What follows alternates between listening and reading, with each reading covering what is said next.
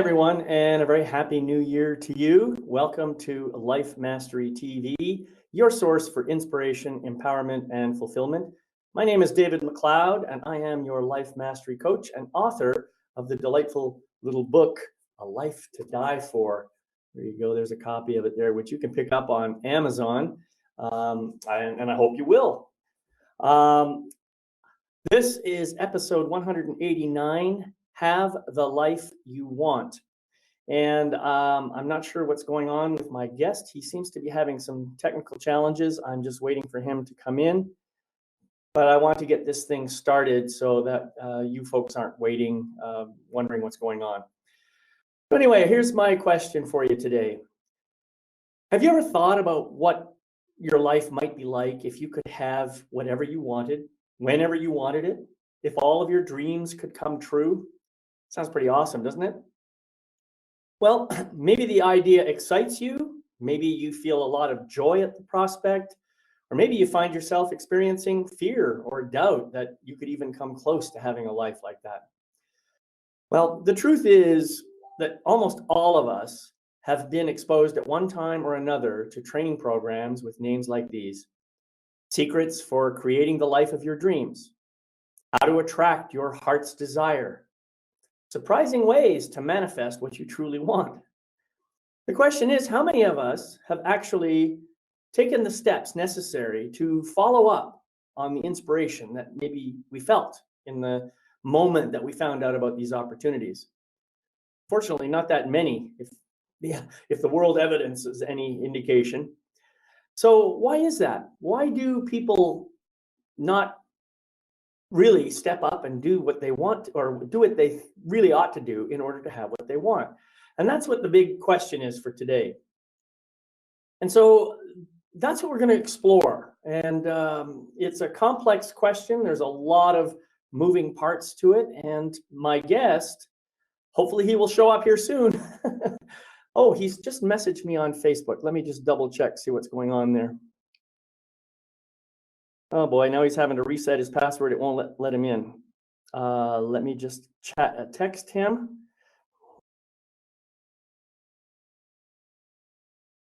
There we go. Start sharing. Okay. Holy cow. What a dance. Well, and that's what I was saying to everybody. I mean, what happens when you don't get what you want? And what I wanted was a perfect show, perfect technology, as Sarah pointed out in her comments. And so I didn't really get a chance to fully introduce you. So let me just do that real quick here. Fantastic. And, if you don't mind. So Please my guest today, ladies and gentlemen, is an international business coach and author of numerous best-selling books. And I happen to have a couple of them right here. Here's one that I love. I just read this book. I think it's been about a year now that I read this book. In fact, we did an episode about this very book, Meeting God at the Door. And it's just awesome. It's about Kellan had a near-death experience, and that's what that book is about. But I also picked up this other book, which I thought was pretty interesting. It's called The Story Arc. And this one is about learning how to write in your own way and following a particular pattern that Kellan has put together. And it's also an excellent book. So he's got lots more. You can find him on Amazon. Kellan Fluckiger, or Fluckiger. I'm not sure how to pronounce that. I struggle with it every time. But anyway, it's good to have you here, Kellan. Thank you so much for joining today. And I'm sorry about the technical difficulties, but let's just have some fun and make the most of this. Let's do that, and let's just treat the technical difficulties as the gateway to our experience. Well, exactly. And that's often what it is, isn't it? Yes, it is. Yeah. In fact, I don't know about you, but in my life, I've gone through some pretty dark times in my life, and I know you have too. And looking back on those dark times now, certainly at the time that they were happening, I didn't want them. They were not things that I wanted. And yet, on some level, I attracted them into my life. On some level, I created them and I brought them into my life. And the purpose, of course, wasn't necessarily clear to me at the time that they were happening. But afterwards, when I get to my point today in life and I can look back on them, I begin to see the amazing symmetry and beauty of the entire journey, that I wouldn't even be here having this experience. I wouldn't be having this conversation with you even if not for some of those really unpleasant things that I didn't want so much in my life. I couldn't agree more. And another book that talks about those experiences for me is a book called Tightrope of Depression. My journey from darkness, despair, and death to light, love, and life. And it chronicles decades of my life through phenomenal career success and a disastrous personal failure side, kind of the two sides of a coin where you look on one side and say, wow, look at that. And you look on the other side and say, holy cow, that kind of feeling was the truth. It's literally movie worthy, like the highest levels of government and industry. I was on the governor's staff in California during the energy crisis and testified before Congress and had a contract with the Queen of England and all this stuff that sounds like, woo! And behind the scenes, I was a total wreck, in and out of rehab, married and divorced 3 times, a complete disaster, attempted suicide twice, hated myself.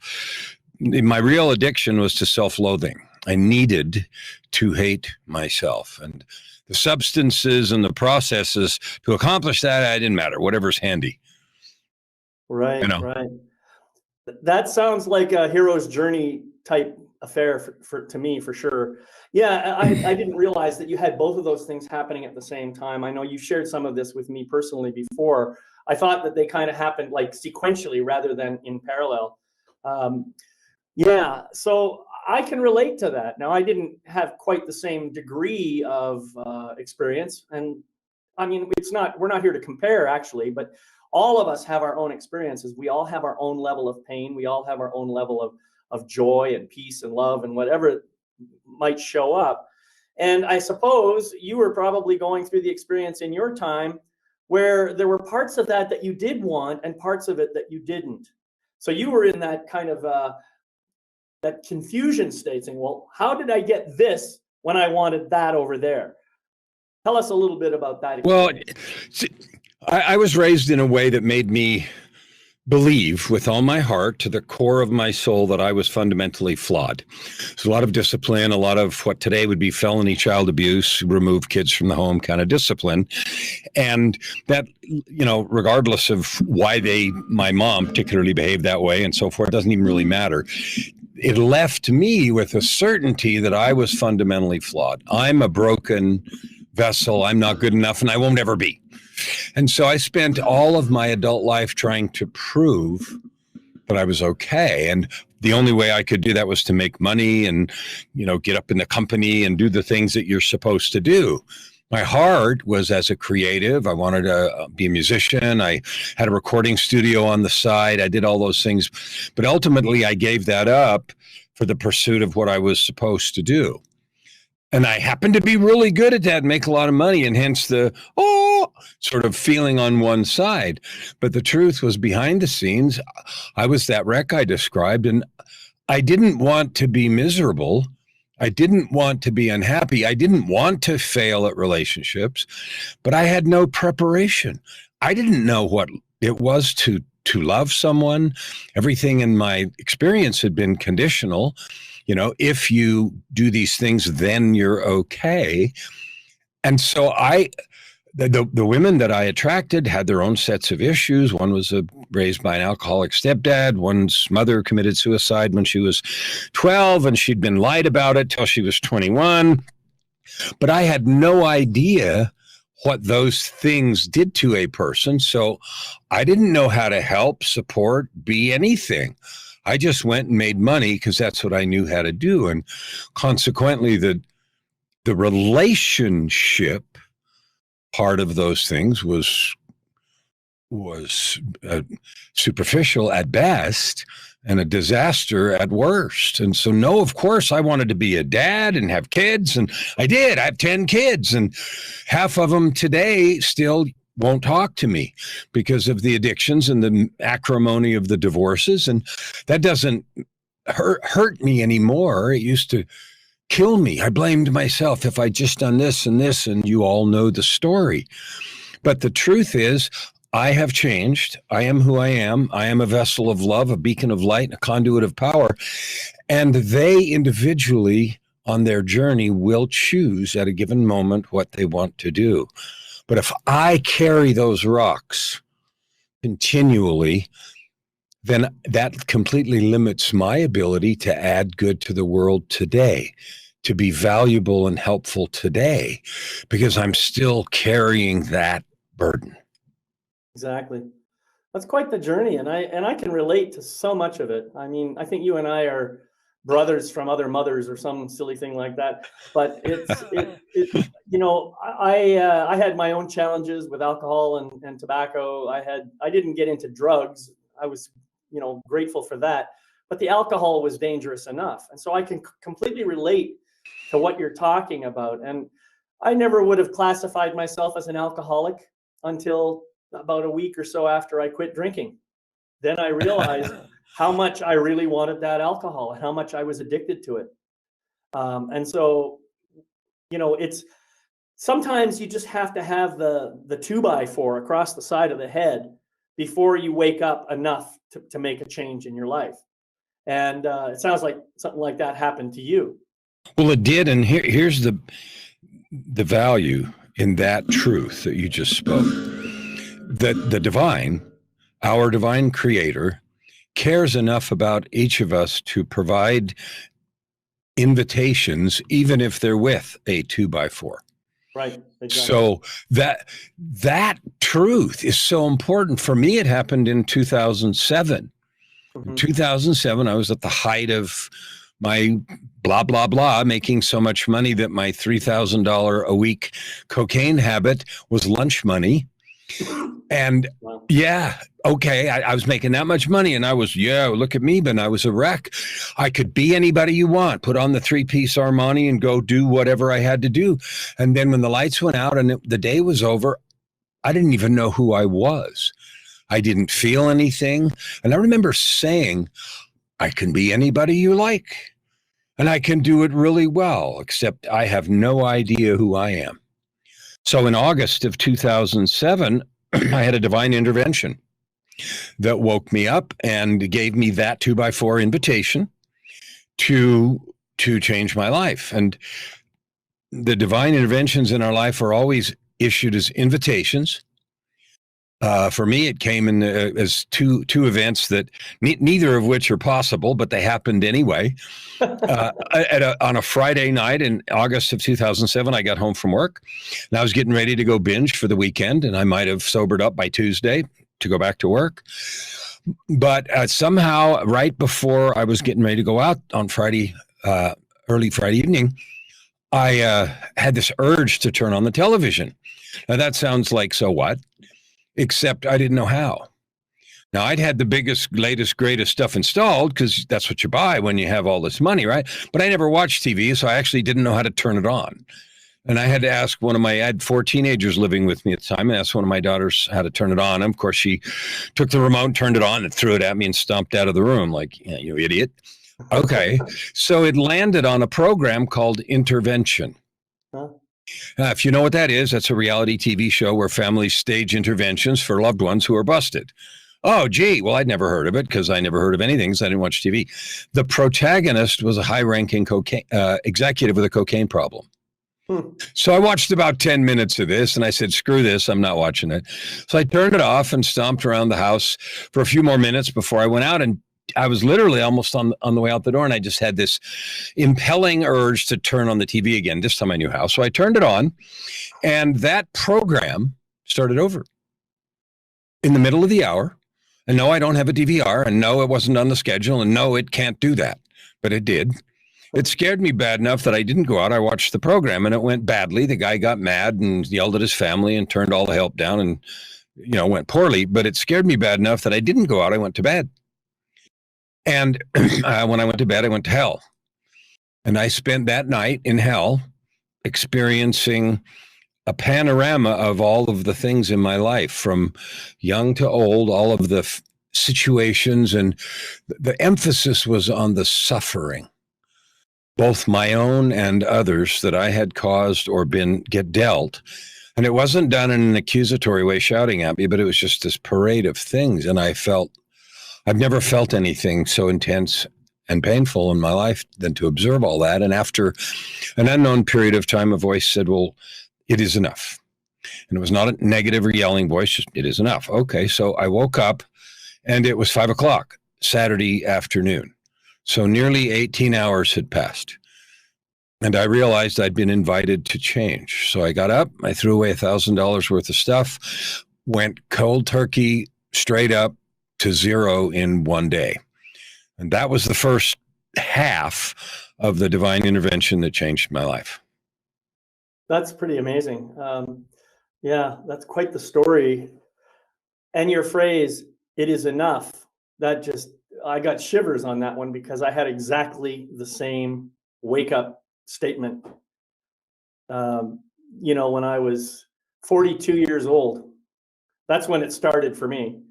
And when I realized that I had to basically, I could not figure out what to do with my life. I knew I wanted something better. I knew I wanted to be real. I wanted to be me. I didn't want to be this facade that I had created in order to please all these other people. And well, it's a long story. I'm not going to go into it too much, but let me just say that at the end of that little wake up call, I heard those exact same words, it is enough. And that's when I made the decision to leave my family and take off down to Northern California and into Silicon Valley, basically start my life over. And that's when I started connecting to all these people who helped me to unravel all my broken belief systems and start to learn things about how to really be in the world and that sort of thing. And then once I had done that, to start mending my relationships with the people I had left, particularly my children. So yeah, I can relate totally to what you're talking about. As I said, there's no way to compare the level of pain. You had your own level of pain. I had my level of pain. For each of us, at some point, it reached a level that it was too much. And we said, it's enough. And that's when we decided to make a different choice.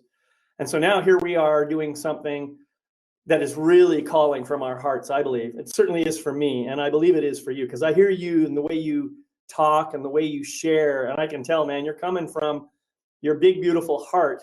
And I love it personally. So, well, I only do one thing, David, and sometimes people think this sort of statement is an exaggeration, but even and including today and every day, from the moment I wake up, and sometimes a few minutes before I wake up, until the moment I close my eyes at night, my objective is to help 10 million people discover, develop, and serve with their divine gifts. I make no excuses or bones about it. That's all I do, whether I'm writing books, which I've written 15, whether I'm composing music, which I'm working on another album in the studio, whether I'm appearing in, on beautiful programs like this one, or whatever I'm doing, it is to help people understand who they are. Exactly. And your experience of starting to learn those things, that was the second half of my wake-up call. Because that first half made me know I needed to get sober and get away from what I was doing. But it didn't do anything with 40 years of depression, because from 13, when I started experimenting with drugs, until 52, I hadn't ever talked to a soul about what was going on. And so the second half of my wake-up call took place 2 weeks later. And 2 weeks later, I hadn't quite left my positions yet. I had several contracts that were worth millions, obviously, because I was wasting so much of it. But I had tickets to a concert, and I got all kinds of free stuff. This was free stuff I got given, box seats to this and front row seats to that, and, sporting events and concerts and everything else. And these were 2 tickets to a Yo-Yo Ma concert. Now, if you know who Yo-Yo Ma is, classical music, and if you don't, it's fine. But he's like premier God amongst cellists. Yeah, he's all there is in that universe. Okay, well, I had 2 tickets, and I was single again for the 3rd time, and so I didn't want to waste this other ticket. So I said to the groups that I managed, I said, who likes classical music? And some lady in one of the groups said, well, I do. And I looked at her and I said, well, have I ever given you anything before? And she said, no. I said, okay, fine. Here, see you there. So I gave her the ticket, and that was it. And we met at the concert, and it was spectacular. And halfway through, now you got to remember, I'm 2 weeks stone cold sober at this point. halfway through the concert, that feeling that I recognized now from 2 weeks earlier came over me, and a voice said to me, "You need to marry this woman." And I said, "You are insane." I said, "I failed spectacularly at that 3 times. 2 of the divorces were so ugly that, the repercussions went on for years. And I failed in the between at some other half-assed. I said, "You're out of your mind. This ain't happening." So later that night, we were backstage because, of course, they were backstage passes, right? And so we're meeting everybody, and the feeling came back, comma, "And you need to tell her tonight." And I thought, okay, you have really lost it. This is not happening. She can sue me. She can call the cops. She can do whatever. No. But you don't win those arguments. So I did, and it went about like you would have expected. You're crazy, right? But within 2 weeks, she had had her own set of experiences. She resigned from her position, which was a very prestigious position. I quit the job that I had, and we walked off into the sunset. And we just celebrated our 14th anniversary. And her name is Joy. I mean, you can't make this stuff up, right? And the reason that was the second half of the divine intervention is this angel was sent to help me to learn to be a person, learn to get help, learn to unravel 40 years of untouched conviction that I was no good, that I was nothing. And so she went to work on that, finding me people to talk to, do all kinds of stuff. And I've asked her a bunch of times, what on earth made you walk off into the sunset, quit your career and walk off with a drug addict? Because everybody at the office knew. I mean, they didn't know, but they knew, right? She said, "I just knew to the core of my soul that it was the right thing to do." And so when I tell you these stories, I want you to understand how important you individually are to your creator. Of course. Yeah. Well, it's beautiful, Kellan, and I can see that you're really feeling it too. Thank you. I always do. I can't even imagine like what level of love, of risk, of courage, of devotion was required to do that. And it was simply, one statement, "It is enough," and another statement, "Just do this thing." Yeah. Beautiful. And we hadn't, with the first 4 or 5 years, I was trying to figure out how to be authentic, how to have a friend, how to be a friend. I'd never talked to anybody in my life. The relationships I'd had before, they were superficial. I didn't know how to even be a person in a relationship. First of all, so there's a couple of things that I'm getting from this. First of all, you and I too, and probably many people were living in the illusion that you were not good enough, that you were broken or flawed in some way. Many people believe that. And we can thank, our religious training and various other, societal kinds of trainings that have helped make that happen. And so people are, it seems to me, human beings are individually kind of squashed, trying to fit them all into the same mold. And most of us tend to go along with that for a while.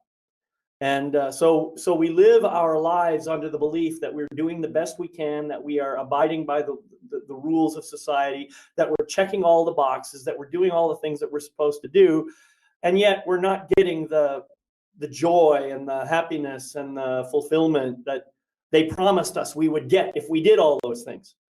And so that's why so many of us, we get to the age of around 40, and that seems to be a common turning point where we realize this is fucked up. This is completely bad. It's wrong. I am not happy. This is not working. I have got to do something different.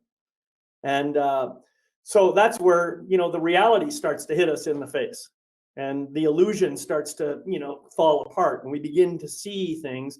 And for some of us, it may happen like in the snap of a finger. For some of us, it might take longer, like for your story, take you 15 or 20 years or so. For me, I know it's been an ongoing journey. Since I started my wake-up call, it's been 29 years. And I'm learning more every single day, And is everything of my life perfect? Well, by some definition of perfect, yes, it is. But by some other definition of perfect, no, it's not, Do I have everything that I want? No, there's a few things that I'd really like to add into my life right now. But what I do have is really beautiful. And the fact that I am able to sit here with people like you and share this kind of wisdom in the world fills me up more than anything else I've done in my entire life.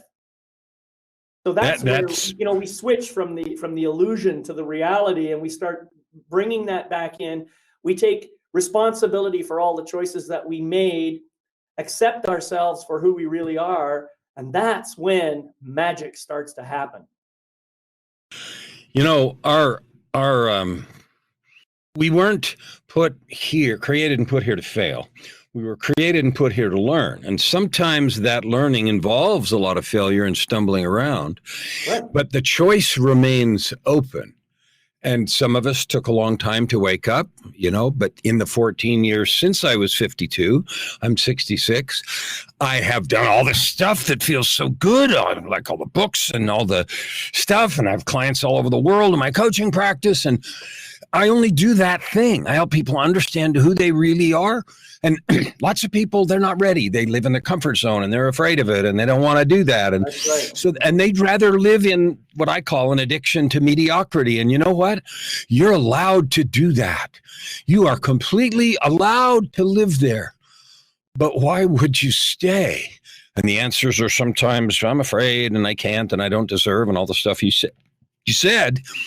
But the option is always available. It's never too late. Yeah. That's true.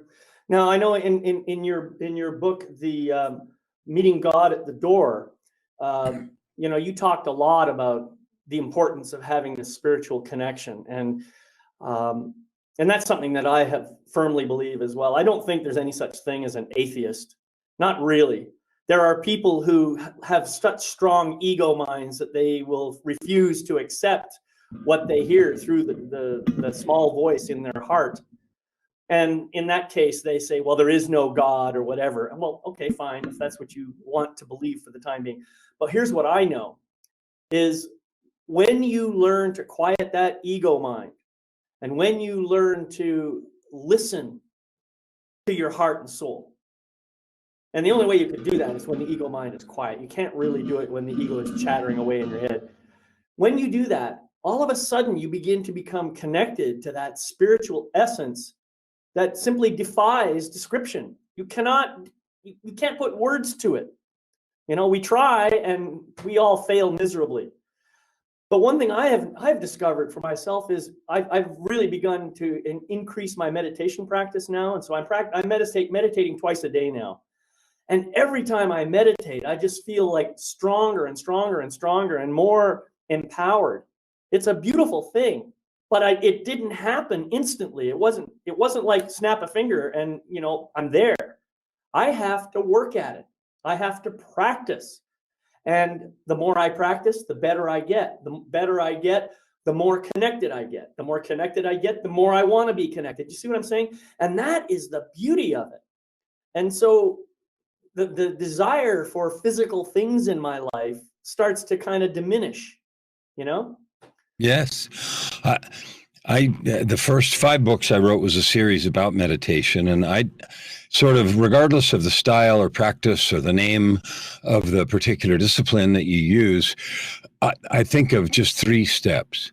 Step 1 in any meditation practice is to learn to slow down enough to be where you are.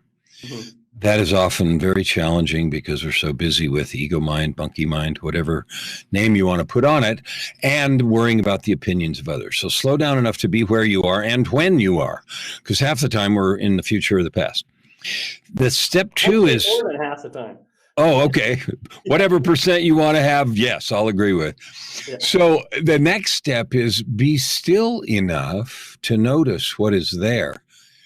Because when you do that and you slow down, you start to notice things that feel different, that have a different color or texture or shape, and they come from a different place.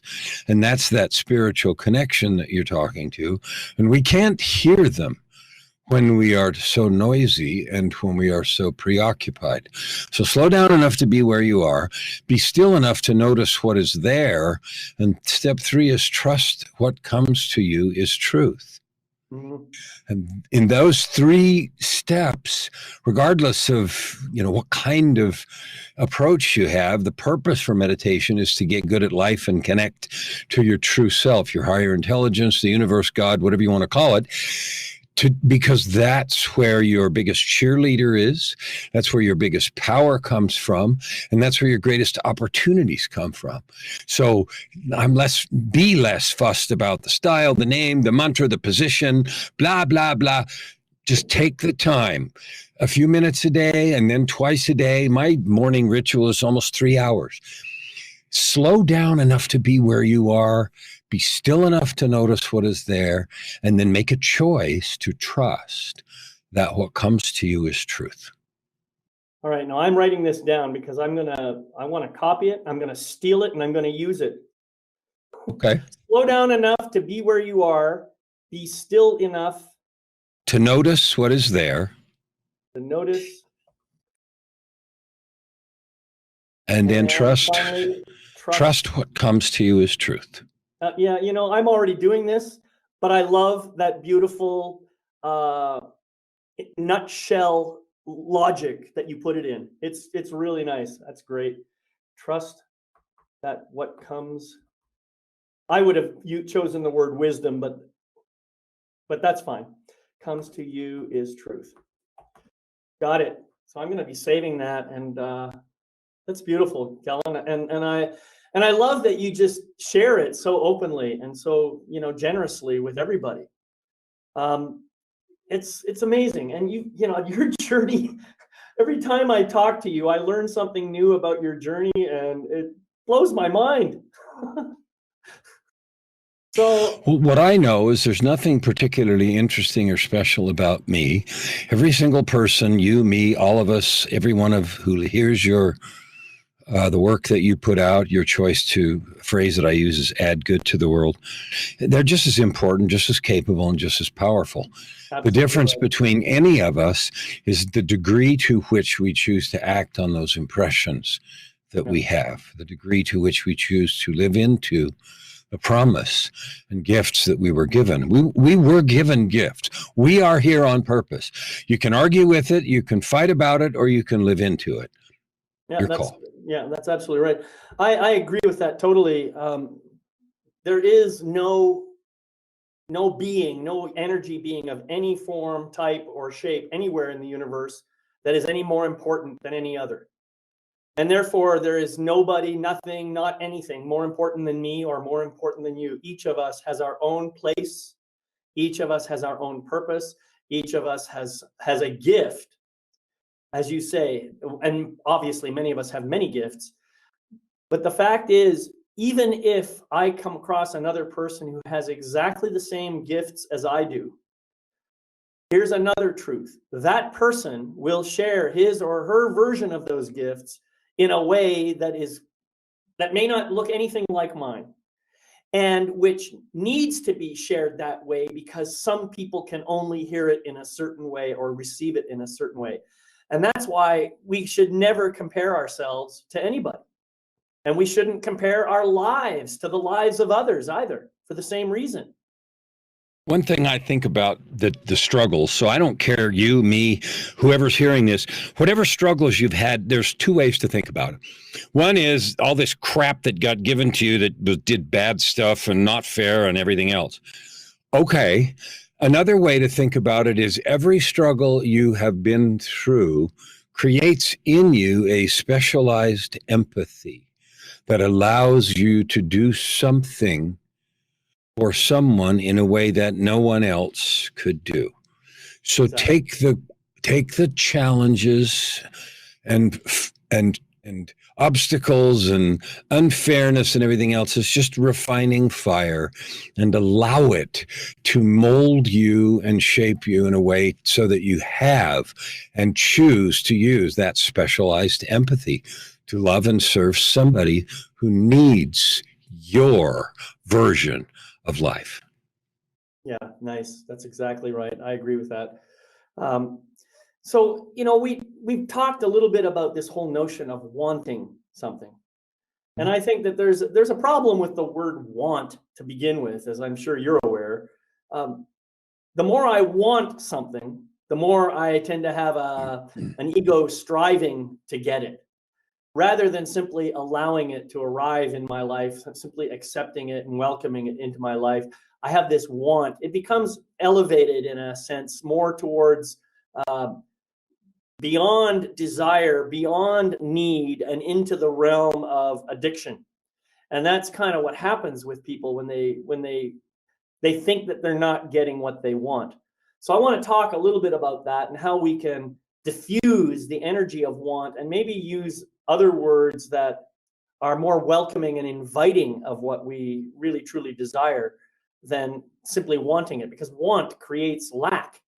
And then what happens is we get the experience of wanting, which yeah.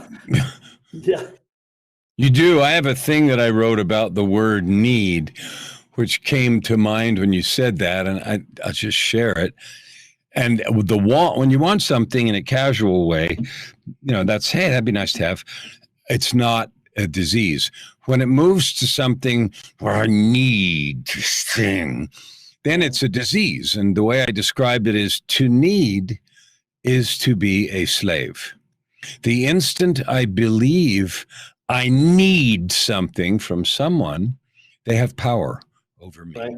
If I need them to be, do, feel, or say a certain thing, then my intention and energy is spent manipulating that outcome. When the outcome does not happen, I'm unhappy at best and angry at worst. Either of those destroys creativity and creates discord. Freedom comes from not needing, but taking complete responsibility. Everything I experience in my life is of my own creation. Yeah, I agree with that. All of it. There's another piece, though, that I'd like to add to that. Part of what's coming to me in my meditations now is this question of need and want, and I realize that my physical body may need certain things in order to stay alive in this physical world. It needs food, it needs water, it needs air. Those are okay. Those are physical needs. But beyond what I personally, since I am not my body, I really don't need anything. That's what I am coming to truth and seeing. Yes, I may want to make sure that I go out and get food and water and stuff to take care of this body. But on some level, I'm going to be separated from this body anyway. And at that point in time, I have no need of anything. I think you're right. And I want to go down that road with you. And if we say, well, the container, our body needs food, shelter, freedom from something, food and water, whatever, to continue functioning. And in a sense, if I'm like, when I had my near-death experience, I lost 35 pounds. I couldn't walk. I was flatlined. So I had to do some things to get my physical prowess. And I'm not saying I have big physical prowess, but I mean, my ability to do anything back, right? I had to learn how to walk again and do push-ups again and all that stuff. Okay, fine. So I needed to do something in order to create that outcome. The energetic spirit, however you want to describe it, I like to think about it as what would develop that. So if I stop saying to myself, well, I need food and water and stuff, okay, what will optimize the functioning of the body so it does the best job it can of carrying my energy spirit around? Well, good food, good exercise, good nourishment, good things. Okay, what nourishes and helps the spirit grow, to serve, to love better, to add more good to the world? And so not needing, but saying, I want to give my body things that will help it flourish.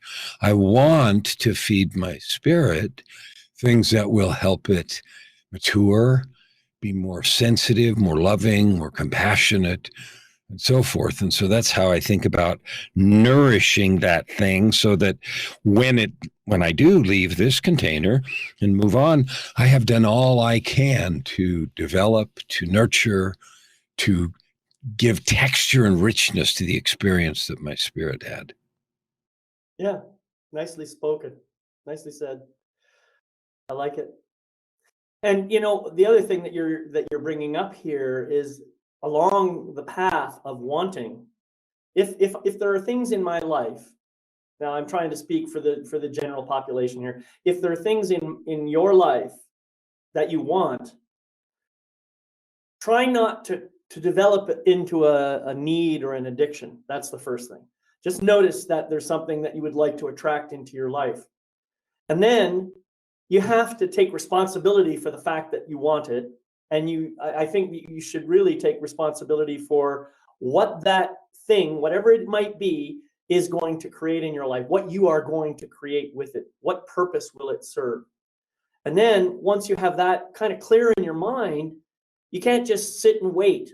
It's one thing to pray for something or to meditate on it or to do law of attraction exercises or anything like that. Those are great. But if you're just sitting on your butt the whole time, nothing's going to happen.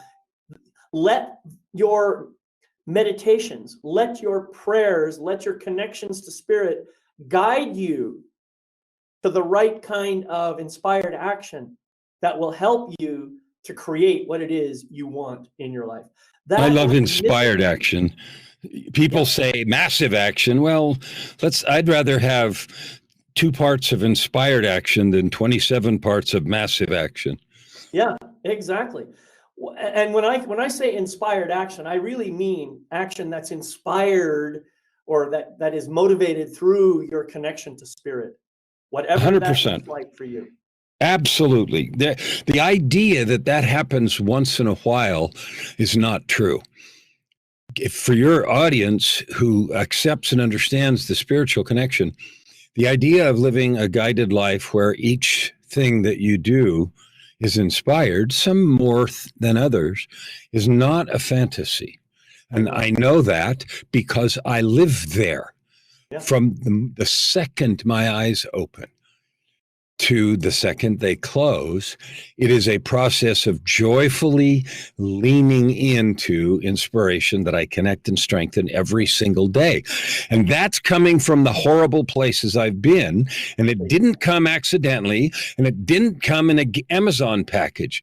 It came with the blood, sweat, and tears of daily repetition, of daily practice, of intentionally developing inspiration, connection, intuition, listening, the silencing of ego, and working on it, not because I had to, but because that's who I decided I wanted to be. Exactly. And I like that you said it didn't come in an Amazon package. That was clever. Because, and that's funny, isn't it? Because most of us think, I want something, I'll just go on Amazon and it'll be here before I even press the submit button. It's, that's Amazon Prime, 2-second delivery or whatever they're claiming these days. And we've got to that stage in our life where we expect not only instant gratification, but instant arrival of everything we want. And that life just doesn't work that way. But one thing you do have in an instant and every instant is your connection to spirit, is your connection to soul, to God, to omnitude, to universe, whatever you want to call it. That connection is always there. You may not always be aware of it, but it's always there. It never goes away. And this is something that I had to learn like you did. I mean, you talk about when you wake up in the morning, you're in that connection right now. And I think that's fantastic. But you weren't always like that. Oh, and neither was I. I can vividly remember not. I mean, we live in a world, I call it the download and double click world. Yeah, we think every problem solved in the length of a TV sitcom, and everything's download and double click, and here it is, and it's done. Right. And nothing good comes that way. Exactly. No, I know that's absolutely right.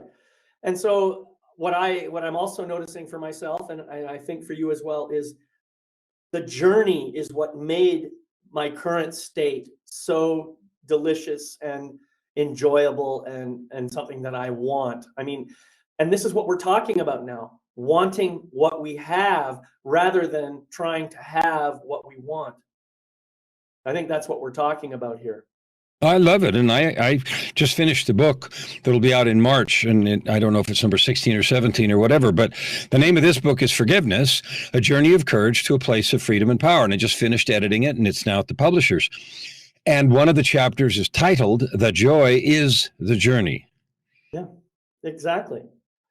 Yeah. And if we could all just settle into that and understand it, then we might begin to enjoy our journey a little bit more consciously, a little bit more deliberately.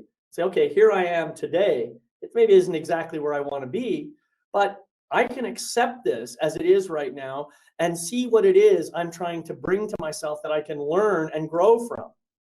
That's kind of what I think we're talking about here. Yeah. I saw a quote from Byron Katie the other day, and I'm going to say it wrong because I don't have it in front of me, but it was something like, I never argue anymore with reality, not because I'm so spiritual, but because arguing with it is so painful. Yeah. And I mean, we are where we are. Just live into it, lean into it. And if you want to work on something, go to work, but go to work joyfully. Like, you don't have to hate everything now. If I have to work on everything from the place that I'm not okay now, but I'll be okay when I'm up there, then I live constantly in the land of suck. Okay. I have to make myself bad in order to work on something to be good.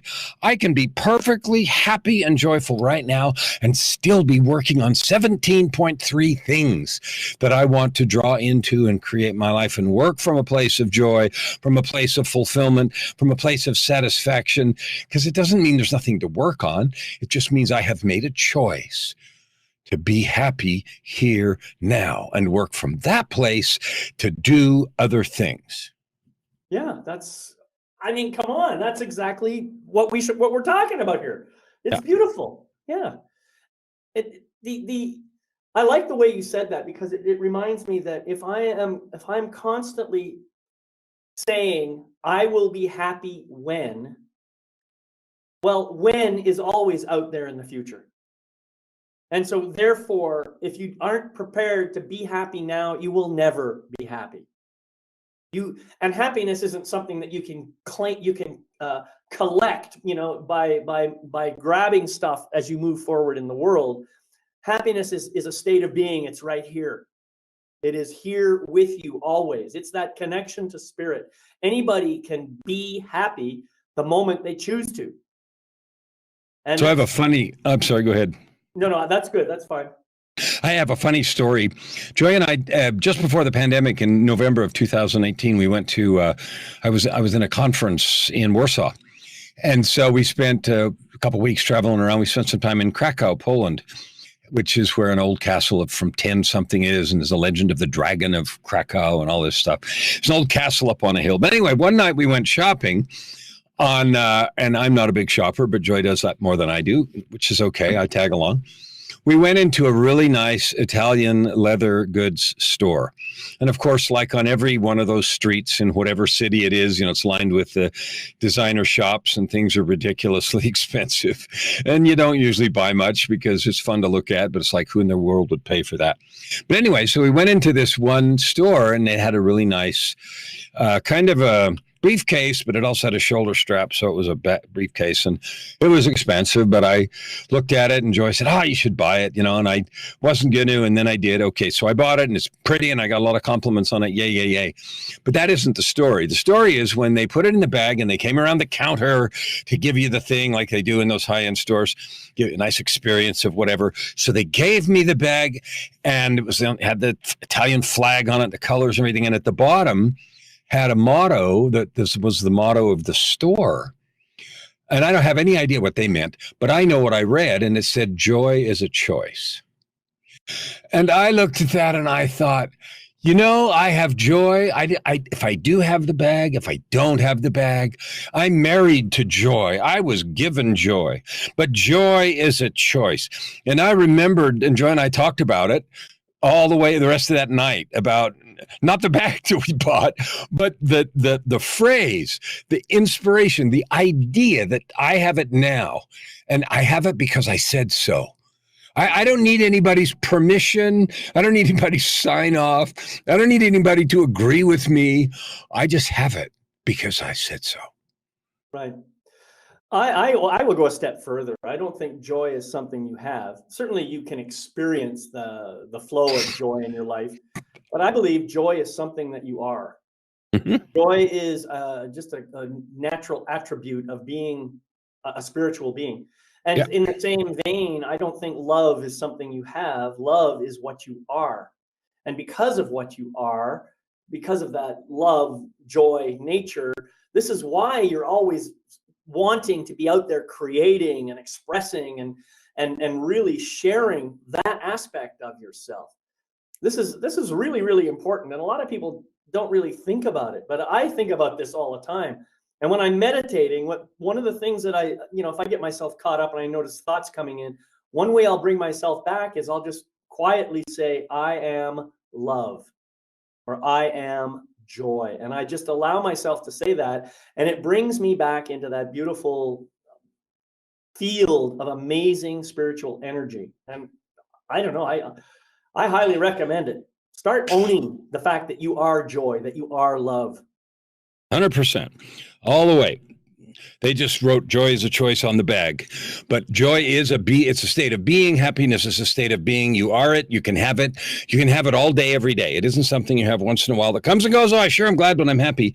It is part of your nature and design. It's the purpose and design of our existence.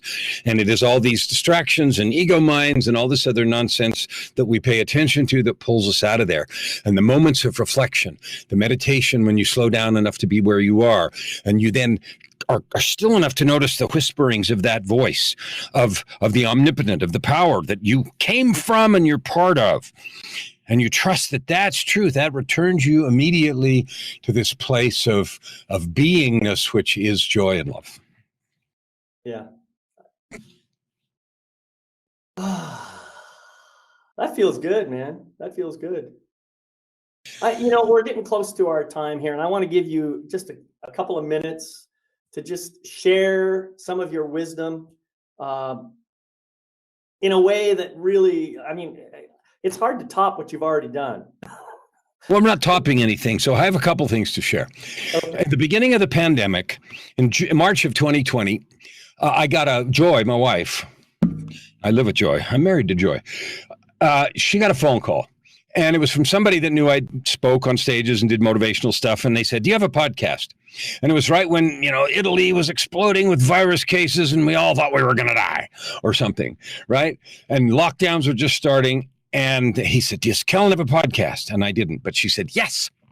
And so she came downstairs and said, we have a podcast. So I decided, all right, if I'm going to do this, I'm going to do it. So I started a short 15-minute daily podcast called Your Ultimate Life. And I define that as a life of purpose, prosperity, and joy that you create by serving with your divine gifts. And I just recorded episode 584 yesterday. So I've done it nearly every day. When we moved, I missed a couple of days, blah, blah, blah, but pretty much daily since March of 2020 or April of 2020. She said yes in March. I didn't get the first one up for a few days. But that is something that it's a labor of love. If you want to hear something every day to encourage you, to bless you, to lift you, that where I share every single thing I can think of, holding nothing back ever, then Your Ultimate Life, if you're a podcast person. So that's number one. Number two, if you're interested in any of the zillion books that I've written or music or anything that I've done, one of the benefits of having a really weird name like Kellan Fluckiger is that I'm really easy to find.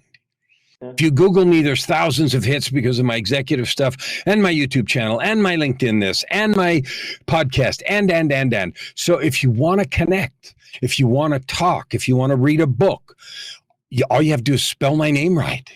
And I'm super easy to find. And so that's there. And people ask me, well, how do you coach and this and that? Well, the first layer and level of my coaching is all the free stuff that I gleefully and joyfully pour into the world. Every single day I draw breath. And that's the first level. And the next one, if you want to talk more, then get a hold of me. But that stuff is there to inspire, to lift, and to love. Beautiful, Kellan. Yeah, I'm just really inspired. It's been my honor to have you on the show again. I always love our conversations. I never know where they're going to go, but I don't care because they always go in a way that is meant to go by the direction of spirit. So I am grateful that you have shared so much of your heart today. And thank you again for being on the show. Happy to do it. Happy to support you, your listeners, and all the good that you're choosing to add to the world. And I want to honor you. You know, it takes a lot of work to put a show together and find people and do all the stuff. And I know that. And so those that choose to add good to the world, I honor you. I support you. I love you. I'm grateful for all that you're doing. And thank you. Yeah, okay. Well, thank you. So, and to all of you who are here in the live stream, there was quite a few people that have been putting some comments in. I mean, Jenny is very, very impressive. She said, that's awesome. Sarah says, thank you both for such an amazing, authentic share. We get a lot of other comments in there, and that's really fabulous. But I want to remind everybody that you can watch recordings of this and all my other shows on my website at lifemasterytv.com, life-mastery-tv.com. And I truly hope you enjoyed this presentation. In a few hours, you're going to receive an email with a link to a survey page. My request is that you go there and fill out a survey and give us some 3, 4, 5-star review if you can. And finally, I want to remind everybody of my own life mastery mantra that is easy to remember and something for you to practice on a daily basis. It goes like this. I gratefully forgive the imperfect being I have been in the past. I gratefully accept the magnificent being I am right now. I gratefully welcome the evolved being I am becoming in each new moment. So until we meet again, thank you very much for being here. Again, my name is David McLeod. I am your life mastery coach, wishing you love, light, and blessings on your continuing journey. See you next time. Bye-bye.